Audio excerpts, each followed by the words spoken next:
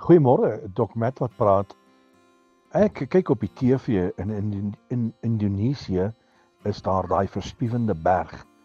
En hulle reken dat so hoog as 5 kilometer het die rook in die lug opgetrek en die lava het reg oor die berg begin oorspoel. En ek kyk na hierdie spul en ek besef ek sal nie graag daar wil wees nie. Mense moet begin om hulle huise te ontruim en hulle moet begin wegbeweeg van hierdie geweldige rook en hierdie geweldige warm lawa wat besig is om by die berg af te kom. En terwyl ek dit so kyk, toe besef ek dink die hel gaan nie baie aangename plek wees nie.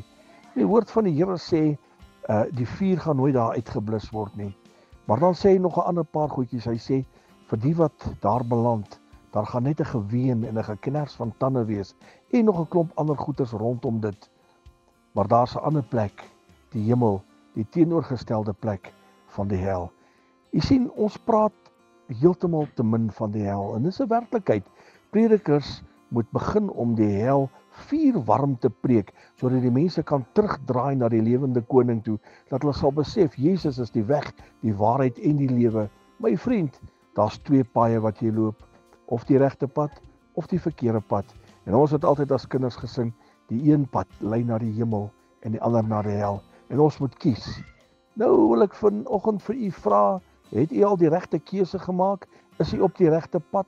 Of is dit so, dat u daar gaan wees, daar waar die vuur nie uitgeblus gaan word nie? Of gaan jy saam met die koning van alle konings wees, en hy jou nader wink en sê, kom in my kind, en hy vat jou, en hy trek jou teen sy bors vas, en hy sê, welkom tuis. My liewe vriend, hierdie goed is 'n werklikheid. En ek glo, u verstaan dit ook so. Herlewingsgroete.